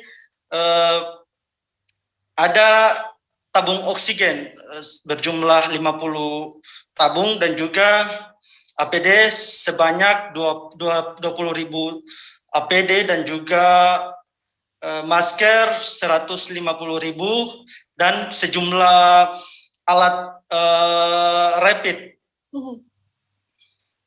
Begitu, Nila. Baik, ada beberapa bantuan yang kemudian diserahkan. Lalu informasinya seperti apa, Safwan? Setelah diterima, bantuannya akan diarahkan kemana bantuan-bantuan ini? Ya, setelah saya wawancarai Pangdam dan juga Wakil Gubernur, mereka menyampaikan bahwa setelah mereka melakukan penyerahan serah terima bantuan tersebut, langsung akan didistribusikan ke Dinas Kesehatan Provinsi Papua Barat dan rencananya akan digeser ke sejumlah kabupaten kota yang sangat membutuhkan bantuan-bantuan berupa APD dan juga oksigen, seperti halnya Kabupaten Wondama dan juga Kabupaten Fakfak dan beberapa kabupaten yang ada di sekitar Kabupaten Manokwari. Rencananya akan menjadi target untuk pendistribusian bantuan yang dikirim langsung dari Panglima TNI kepada Provinsi Papua Barat sendiri. Baik, saudara, untuk mengetahui informasi lebih detailnya, wartawan kami telah menghimpun wawancara dengan Pangdam Kasuari dan juga Wakil Gubernur Papua Barat. Berikut liputannya untuk Anda. Terima kasih dan menyampaikan rasa hormat dan penghargaan kepada Bapak Panglima TNI atas perhatian dan juga niat yang tulus untuk memberikan bantuan kepada masyarakat, pemerintah dan masyarakat Provinsi Papua Barat dalam rangka menghadapi wabah atau pandemi COVID-19 ini. Kita tahu bahwa salah satu penyebab angka kematian yang juga tinggi oleh karena kita kekurangan bantuan oksigen di beberapa tempat. Beberapa saat yang lalu kita mengalami kekurangan tabung oksigen dan juga oksigen. Nah, barangkali oleh karena itu lalu kemudian Bapak Panglima memberikan bantuan oksigen, tetapi juga dengan sejumlah APD yang menjadi kebutuhan dalam rangka penanganan pandemi ini. Dengan begini tentu kita harapkan, tadi sudah disampaikan oleh Bapak Panglima bahwa Pangdam, bahwa dengan begitu kita harapkan angka kematian bisa kita tekan, tetapi juga aktivitas daripada para medis untuk menangani baik di hilir di rumah sakit, menangani pasien, tetapi juga upaya-upaya kita untuk di hulu bagaimana upaya-upaya pencegahan itu bisa juga secara lebih optimal dapat kita lakukan. Dan tentu APD ini tidak hanya untuk Manokwari, tetapi juga nanti kabupaten-kabupaten di sekitar ini akan kita distribusi sesuai dengan kebutuhan. Secara teknis nanti akan dilakukan oleh instansi teknis, dalam hal ini Dinas Kesehatan Provinsi. Kita ada bantuan barang-barang kesehatan dari Bapak Panglima TNI. Beliau selama ini memonitor terus perkembangan COVID yang ada di Papua Barat ini, khususnya di bidang kekurangan oksigen, tabung gas, oksigen O2, kemudian juga kekurangan masker, APD dan sebagainya. Makanya hari ini puji Tuhan, beliau kirimkan barang-barang medis ini dan akan diserahkan ke Provinsi Papua Barat, khususnya ke rumah sakit umum daerah di sini. Mudah-mudahan ini bermanfaat dan kita jujur terima kasih atas bantuan Pak Panglima TNI sehingga bisa menekan penyebaran COVID-19 ini dan kita bisa menekan kematian-kematian yang ada di masyarakat kita di Papua Barat. Itu ya. Berapa jumlah bantuan secara keseluruhan? Untuk tabung itu ada 50 tabung, kemudian APD itu ada 20.000, kemudian masker itu ada 150.000. Yang lainnya itu APD. Ada APD 150 APD ya. Semuanya di Manokwari saja ataukah didistribusi? Nanti kita sebar seluruh Papua Barat. Nanti diatur sama rumah sakit ataupun kepala dinas kesehatan Papua Barat.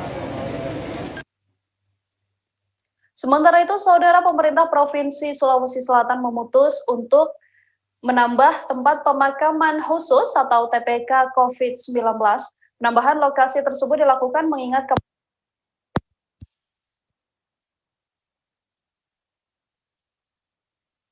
Oke, apa kabar Bang Arif di sini untuk strateginya? Kalau saya sendiri di Jumip 37 ini yang semalam baru mulai, saya udah sebenarnya aku nggak ngerasain penangkapan atau penggerebegan atau apapun itu, karena gitu posisinya aku kriteria. Jadi kita mengenal disebut dengan stroke yang tidak berdarah dengan stroke yang berdarah.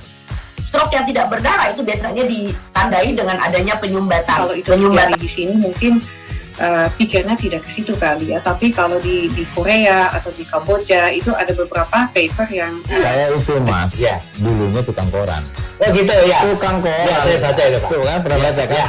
Jadi kalau saya jadi pangdam itu udah bersyukur banget. Si anak ini dijadikan sebagai tersangka begitu. Ya kalau ini kita bicara yang di luar kasus Situbondo ya. Dikenal dengan nama hujan shower, di mana terdapat batas jelas antara daerah hujan dan tidak hujan yang biasanya terjadi pada fase awal master stage atau tahap Berbahaya dewasa. itu Kang. Jadi mulai artinya terjadinya perlembekan. Nah itu untuk penetrasi akan sulit. Gitu ya. Dok, saya ini menurut saya memang tidak mudah, bukan urusan tanah diambil. Kalau misalnya Amerika Serikat sekarang, Rasulullah mengatakan dalam sebuah hadis bahwa berpuasa di 6 hari Syawal itu. Oke, apa kabar Bang Arief di sini untuk strateginya? Kalau saya Kembali bersama saya di Live Update, kita beralih ke informasi selanjutnya, Saudara. Pemerintah Provinsi Sulawesi Selatan memutuskan untuk menambah tempat pemakaman khusus COVID-19. Penambahan lokasi tersebut dilakukan mengingat kapasitas pemakaman di Makanda, Kabupaten Goa yang hampir penuh.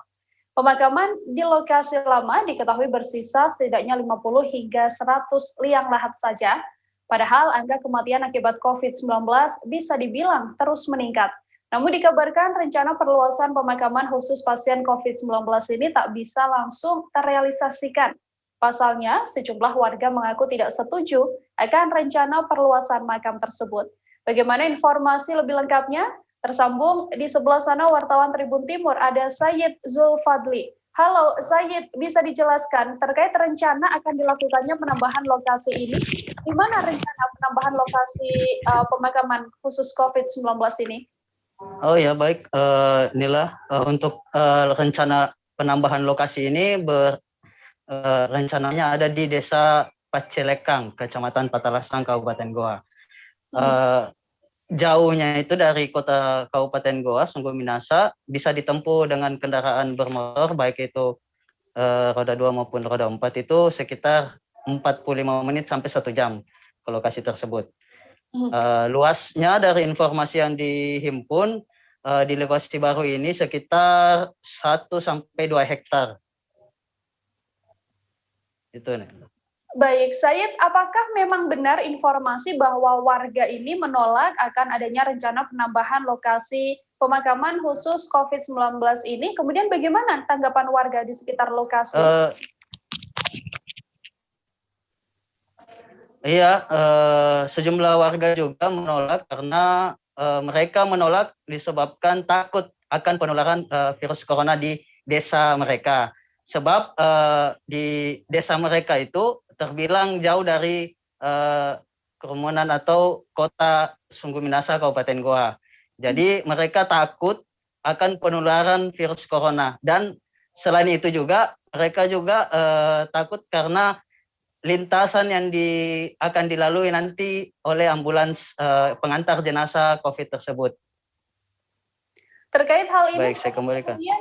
Apakah memang sudah ada informasi lebih pasti? Apakah memang perluasan ini sudah bisa mulai dilakukan atau seperti apa update terkininya terkait rencana tersebut? Update ya, kalau untuk itu dari apa namanya Jubir Satgas Kabupaten Goa kemarin sempat mewawancarai Dr. Gafar. Dia mengatakan bahwa saat ini pihaknya bersama pihak provinsi, Satgas Provinsi itu telah meninjau lokasi tersebut dan melakukan asesmen di sana.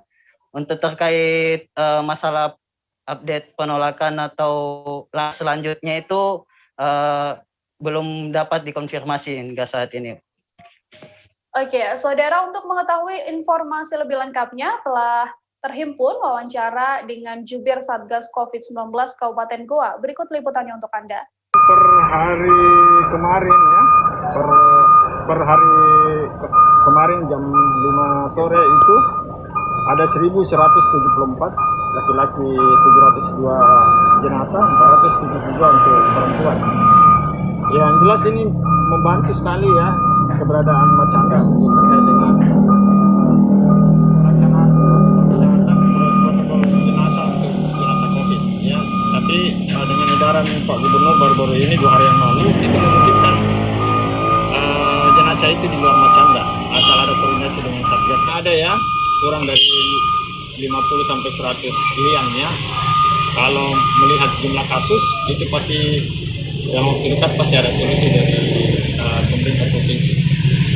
Diprediksi full akan berapa hari baru? Kalau lihat penambahan kasus jumlah dengan rata-rata ya, jumlah kasus kematian, ya paling lambat harus ada respon minggu depan, 2 minggu depan paling lambat. Ya. Berarti untuk lahan baru ini itu seperti apa?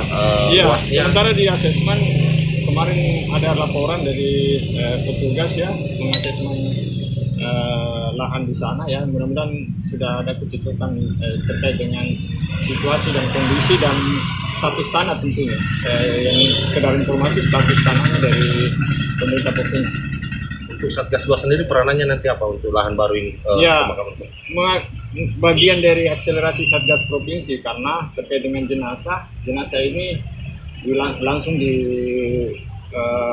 terkait jenazah COVID ini langsung koordinasi langsung oleh provinsi, dikontrol langsung oleh Satgas provinsi. Kita cuma koordinasi di luar Macanda, itu pasti mereka harus memantau dan memastikan protokol itu terlaksana. Kalau rencana lahan yang baru itu sendiri di mana? Terkait lahan ya. Baru-baru saya tahu ini, baru 3 hari. Terus yang kita lihat tadi atau kemarin sudah kunjungan dari pemerintah untuk meninjau lahan pemakaman? Saya dengar-dengar sudah minta di pedesa toh. Iya. Tapi saya dengar orang ji. Iya. Bukan dari dalam jasa toh. Iya. Iya, cuma orang ji ku dengar sudah minta di pedesa. Tapi warga di sini yang ini tidak ada. Tidak ada yang setuju.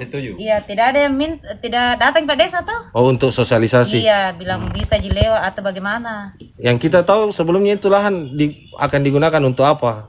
Nah bilang dulu orang-orang kan saya orang di sini tapi memang tidak kuanu. Nah bilang orang-orang kandang sapi waktunya datang 1 hektar. Yang dengar-dengar untuk kandang sapi itu tidak luas, lebih kayaknya 10 hektar. Terus warga di sini bagaimana tanggapannya setelah tahu akan jadi pemakaman COVID dekat rumahnya? Kalau saya ya Pak itu jika takutkan toh larang saja. Iya. Itu Ji. Tapi kalau warga di sini memang tidak ada kayaknya setuju. Tidak ada setuju. Iya, yang di sini ya. Iya. Tapi tidak tahu keluar. Iya, kan saudaraku juga kemarin. Nah bilang kenapa di situ mau dimakamkan itu. Seandainya lain tidak apa-apa. Kalau mau memang ambil tanahmu itu ambil saja, tidak apa-apa. Oh kita sudah tahu bilang ini tanah pemerintah. Iya sudah, saya juga tanami di sana gitu. Itu gitu, nah aku bilang kenapa kasih masuk di sini kasihan lah. Itu kayaknya nah bilang orang apa penyakit atau corona iya. Baik toh iya takut menular Bu. Kita akan menular ya. Memang di sini bagaimana tanggapannya warga? Pak Desa sudah datang ke rumah warga masing-masing kan untuk sampaikan? Kalau di rumah di sini tidak ada. Kalau Pak Desa tidak ada, tapi tidak tahu di luar. Berarti Pak Desa belum masuk ke rumah warga-warga. Kami jeda sejenak saudara, setelah ini masih akan ada informasi lain untuk Anda, tetap di live update. Oke, apa kabar Bang Arif di sini untuk strateginya? Kalau saya sendiri di Jumip 37 ini yang semalam baru mulai, saya udah sebenarnya aku nggak ngerasa itu penangkapan atau penggerebegan atau apapun itu. Karena gitu, posisinya aku kriteria. Jadi kita mengenal disebut dengan stroke yang tidak berdarah dengan stroke yang berdarah. Stroke yang tidak berdarah itu biasanya ditandai dengan adanya penyumbatan. Kalau itu terjadi di sini mungkin pikirnya tidak ke situ kali ya. Tapi kalau di Korea atau di Kamboja itu ada beberapa paper yang saya itu Mas, ya, dulunya tukang koran. Oh gitu ya. Tukang koran. Ya, saya baca ya Pak. Tuh kan pernah baca kan? Ya. Jadi kalau saya jadi Pangdam itu udah bersyukur banget. Si anak ini dijadikan sebagai tersangka begitu? Ya, kalau ini kita bicara yang di luar kasus Situbondo ya. Dengan nama hujan shower, di mana terdapat batas jelas antara daerah hujan dan tidak hujan yang biasanya terjadi pada fase awal mature stage atau tahap berbahaya itu Kang. Jadi mulai artinya terjadinya perlembekan. Nah itu untuk penetrasi akan sulit begitu ya. Dok, saya ini menurut saya memang tidak mudah, bukan urusan tanah diambil. Kalau misalnya Amerika Serikat sekarang, Rasulullah mengatakan dalam sebuah hadis bahwa berpuasa di 6 hari Syawal itu. Oke, apa kabar Bang Arifki di sini untuk strateginya? Kalau saya sendiri di Jumip 37 ini yang semalam baru mulai, saya udah sebenarnya aku nggak ngerasain penangkapan atau penggerebegan atau apapun itu, karena gitu posisinya aku jadi masih di live update bersama dengan saya Nila Irda. Saudara, kita beralih ke informasi selanjutnya. Polres Pamekasan Madura mengamankan 2 mahasiswa IAIN Madura yang melakukan pengrusakan dan pembakaran pos satpam kampus. Kasat Reskrim Polres Pamekasan mengatakan, sementara ini pihaknya masih mengamankan 2 mahasiswa yang terbukti melakukan pengrusakan dan pembakaran fasilitas kampus tersebut. Dalam kasus ini, pihak kepolisian mengatakan masih membuka kemungkinan akan adanya tersangka lain. Satreskrim Polres Pamekasan juga masih fokus melakukan pengembangan perihal kasus pengrusakan dan juga pembakaran fasilitas kampus IAIN Madura tersebut. Diamankannya 2 mahasiswa ini karena terbukti melakukan pengrusakan dan juga pembakaran. Untuk mengetahui bagaimana informasi lebih lanjutnya, telah tersambung bersama saya, wartawan Tribun Madura, ada Kuswanto Ferdian di sana. Halo, Kuswanto, bisa dijelaskan lebih detail mengapa kemudian Aliansi Mahasiswa IAIN Madura ini menggeruduk Mapolres Pamekasan? Baik, selamat petang rekan Nila, terima kasih. Di sini bersama saya Kuswanto Ferdian, reporter dari tribunmadura.com melaporkan dari Kabupaten Pamekasan. Tadi sekitar pukul 11 terjadi aksi demonstrasi yang dilakukan oleh mahasiswa yang mengatasnamakan mahasiswa Solidaritas IAIN Madura. Kedatangan mereka ke Mapolres Pamekasan untuk memberikan pernyataan dan menyampaikan aksi kekecewaan terhadap kinerja Polres Pamekasan yang hanya sampai hari ini yang hanya mengamankan 2 tersangka mahasiswa saja. Mereka meminta agar para Kasat Reskrim Polres Pamekasan melakukan pengembangan kasus lebih lanjut. Karena berdasarkan video yang beredar di berbagai media sosial dan video-video yang banyak beredar di postingan WhatsApp warga Pamekasan, terdapat banyak mahasiswa yang melakukan pengerusakan, baik itu pengerusakan melalui pelemparan kaca terhadap pelemparan kaca fasilitas kampus, pembakaran, hingga pengerusakan adanya fasilitas di kampus IAIN Madura.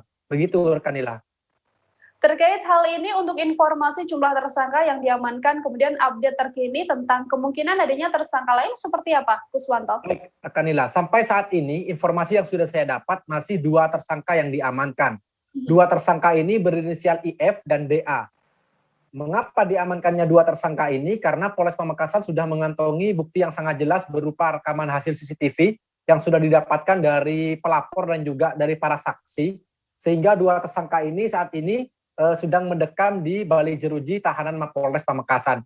Namun Polres Pamekasan tidak berhenti di sini untuk melakukan pengembangan kasus.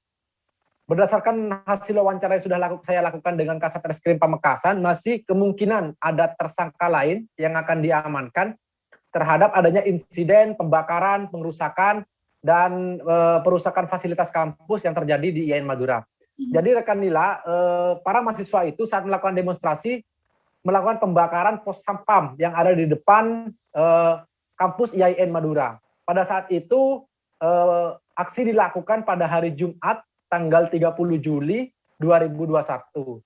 Tuntutan maksa saat itu mahasiswa meminta kepada Rektor IAIN Madura agar melakukan pemotongan dan pengurangan UKT di masa pandemi PPKM level 4 ini. Karena sebagian dari orang tua mereka ada yang pekerjaannya sudah tidak bekerja lagi lantaran dipecat dari salah satu perusahaan atau juga ada yang mengalami penurunan penghasilan. Begitu rekan Nila. Kuswanto, saat ini apakah sudah ada informasi untuk 2 tersangka yang telah ditahan oleh pihak kepolisian, tuntutan atau mungkin hukuman pidana yang dijatuhkan bagi keduanya seperti apa?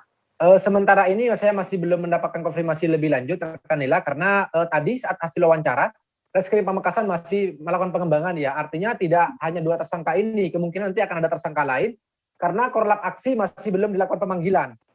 Nah, 2 tersangka yang diamankan ini itu bukan korlap aksi, melainkan dari peserta aksi yang ikut dalam saat aksi itu.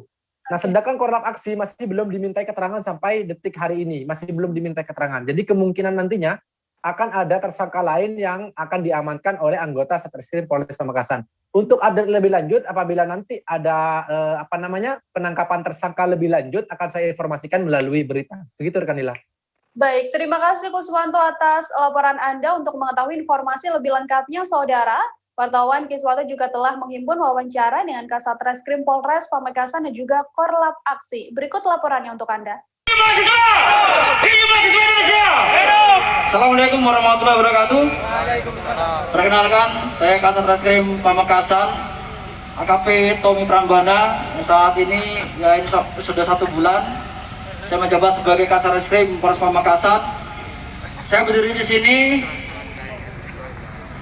itu tadi dikatakan oleh saudara kita dari Mas Joni selaku Korlap Aksi pada hari ini. Yang pertama, marilah kita ucapkan syukur atas kehadirat Allah Subhanahu wa Ta'ala yang mana atas limpahan rahmat dan inayahnya pada hari ini kita masih dapat berkumpul dalam keadaan sehat walafiat.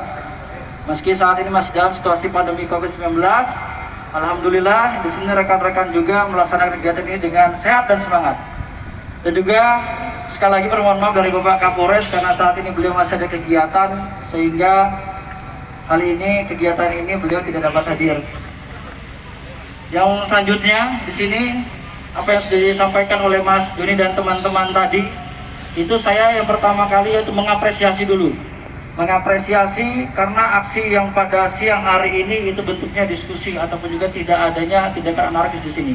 Itu yang pertama.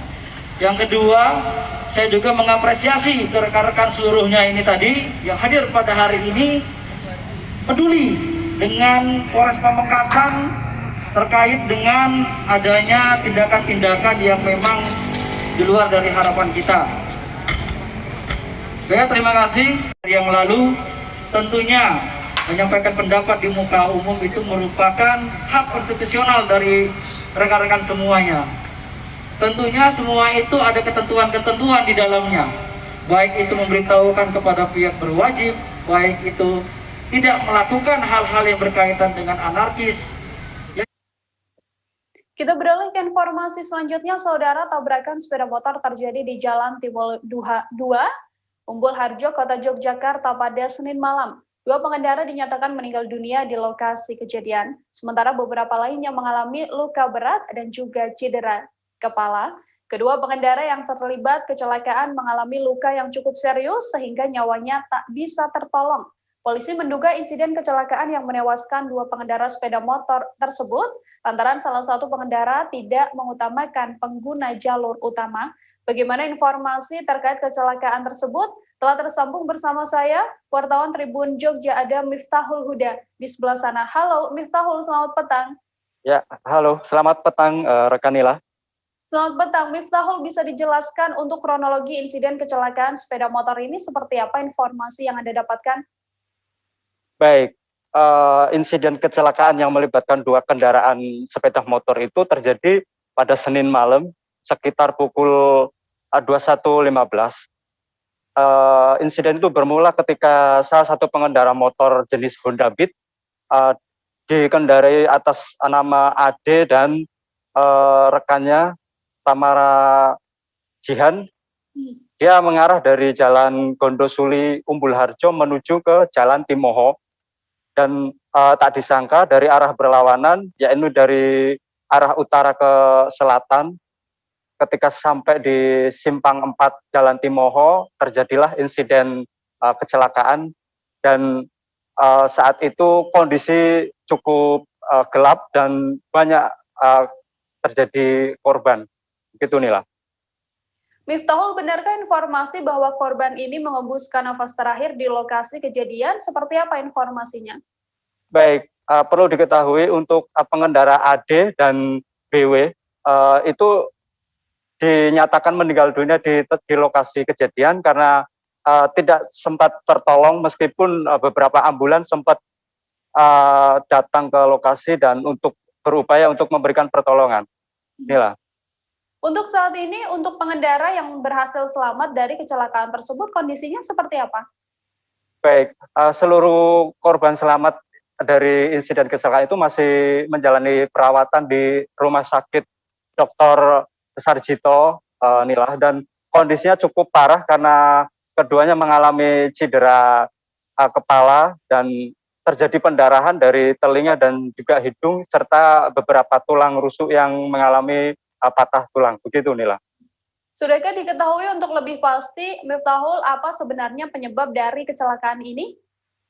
Baik, dari pihak kepolisian, Satlantas Polresta Yogyakarta menjelaskan bahwa kejadian itu karena adanya kelalaian dari salah satu pengendara dan khususnya pengendara Yamaha Jupiter yang dikendarai oleh BW, karena itu memakan jalur dari pengendara Honda Beat. Dan perlu diketahui juga bahwa ada faktor lain karena kondisi malam itu memang lampu PJU di jalan tersebut dilakukan pemadaman karena kebijakan PPKM level 4 di kota Yogyakarta. Inilah.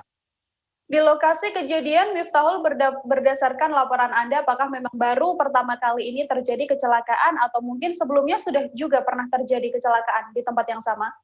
Baik, dari data Satlantas Polresta Yogyakarta, memang selama pemberlakuan kegiatan masyarakat ini, pembatasan kegiatan masyarakat ini, memang beberapa ruas jalan untuk lampu PJU-nya dipadamkan sementara pukul 8 sampai dengan pukul 22, dan itu cukup banyak yang terjadi insiden kecelakaan. Dan di lokasi Jalan Timoho sendiri sudah terhitung ada 2 kali semenjak 2 minggu yang lalu pemberlakuan PPKM dan sampai sekarang ini. Inilah. Oke, terima kasih banyak Miftahul Huda, wartawan Tribun Jogja, atas laporan Anda. Selamat bertugas kembali. Kita ke informasi lain, saudara, menjelang perayaan Hari Kemerdekaan Indonesia 17 Agustus mendatang, pedagang bendera dan juga umbul-umbul kemerdekaan RI di Luwu, Kabupaten Banggai, Sulawesi Tengah, bisa mendapatkan omset hingga 30 juta rupiah. Namun, pedagang bendera di sana yakin pada tahun ini omset penjualannya akan menurun karena terdampak pandemi COVID-19. Umbul-umbul atau bendera kemerdekaan RI diketahui sudah mulai sejak sebulan sebelum perayaan. Harganya pun biasanya bervariasi tergantung ukuran dan juga motif. Biasanya atribut tersebut dijual seharga Rp25.000 hingga Rp45.000 untuk per lembarnya. Bagaimana informasi lebih lengkapnya? Tersambung bersama saya wartawan Tribun Palu, ada Asnawi Zikri di sana. Halo Asnawi, bisa dijelaskan untuk apa saja yang dijual oleh pedagang jelang adanya Hari Kemerdekaan Republik Indonesia? Iya, Nila, para pedagang di Kota Luwu, di Kabupaten Banggai, Sulawesi Tengah, sudah terlihat penjualan atribut kemerdekaan. Jadi ada beberapa yang dijual seperti bendera merah putih, kemudian umbul-umbul, dan ada beberapa hiasan bendera yang menghiasi beberapa titik di Kota Luwu, di Kabupaten Banggai, Sulawesi Tengah. Sekian, Nila. Para pedagang yang berjualan ini kebanyakan berasal dari mana saja, Asnawi? Iya, berdasarkan wawancara saya dengan salah satu pedagang, Pak Rismanto, bahwa mereka berasal dari Kabupaten Garut, Jawa Barat. Mereka tiba di Kota Luwu, Kabupaten Banggai, Sulawesi Tengah semenjak 2 pekan lalu, dan sudah mulai berjualan sampai tanggal 16 Agustus. Kemudian mereka akan kembali lagi ke Garut. Menurut pernyataan Rismanto bahwa mereka sejak tahun 2009 hingga saat ini telah berjualan di Kota Luwu. Demikian, Nila. Untuk omset penjualan sendiri di masa pandemi ini dan juga di tengah penerapan PPKM ini sendiri, berdasarkan pengakuan dari pedagang bendera dan umbul-umbul ini seperti apa untuk omsetnya, Asnawi? Ya, menurut Rismanto bahwa omset pada sebelum pandemi itu mencapai 30 hingga 35 juta setiap penjualan. Kemudian dia meyakini bahwa di musim pandemi itu akan mengalami penurunan. Di tahun 2020 kemarin itu mengalami penurunan hingga 27 juta rupiah saja, dan tahun ini dia meyakini kembali pasti akan mengalami penurunan karena sepi pembeli. Demikian ini. Baik, terima kasih banyak Asnawi atas laporan Anda. Untuk mengetahui informasi lebih lengkapnya, saudara, berikut liputan untuk Anda dari Rismanto. Ini adalah pedagang bendera dan juga umbul-umbul kemerdekaan. Dengan Mas siapa ini? Dengan Mas Risman. Besar suara sudah berapa hari sini Mas? Sudah ada 2 minggu. 2 minggu ya? Ya. Oh, ini apa yang dijual ini? Nah, ada bendera, umbul-umbul, background. Beberapa pasaran harganya? Ya, dari 25 sampai 45. 25 sampai 45 ya Mas? Ya. Dari mana ini Mas? Dari Bandung. Dari Bandung ya? Iya. Datang ke Luk langsung jualan. Berapa orang di sini ya di Luk? Ada sekitar 7 orang. 7 orang ya? Iya. Oh ya, siap. Oke, makasih Mas. Kami masih akan kembali dengan informasi lainnya. Selesai jeda saudara, tetap di live update. Oke, apa kabar Bang Ariski di sini untuk strateginya? Kalau saya sendiri di Jumip 37 ini yang semalam baru mulai, saya udah sebenarnya aku nggak ngerasa itu penangkapan atau penggerebegan atau apapun itu, karena gini loh, posisinya aku kriteria. Jadi kita mengenal disebut dengan stroke yang tidak berdarah dengan stroke yang berdarah. Stroke yang tidak berdarah itu biasanya ditandai dengan adanya penyumbatan. Kalau itu terjadi di sini mungkin pikirnya tidak ke situ kali ya, tapi kalau di Korea atau di Kamboja itu ada beberapa paper yang saya itu Mas, ya, dulunya tukang koran. Oh gitu ya, Tukang koran. Ya, saya baca itu Pak. Tuh kan, pernah baca kan? Ya. Jadi kalau saya jadi Pangdam itu udah bersyukur banget. Si anak ini dijadikan sebagai tersangka begitu. Ya, kalau ini kita bicara yang di luar kasus Bongombol ya. Dikenal dengan nama hujan shower, di mana terdapat batas jelas antara daerah hujan dan tidak hujan yang biasanya terjadi pada fase awal mature stage atau tahap berbahaya itu Kang. Jadi mulai artinya terjadinya perlembekan. Nah itu untuk penetrasi akan sulit gitu ya. Dok, saya ini menurut saya memang tidak mudah, bukan urusan tanah diambil. Kalau misalnya Amerika Serikat sekarang, Rasulullah mengatakan dalam sebuah hadis bahwa berpuasa di 6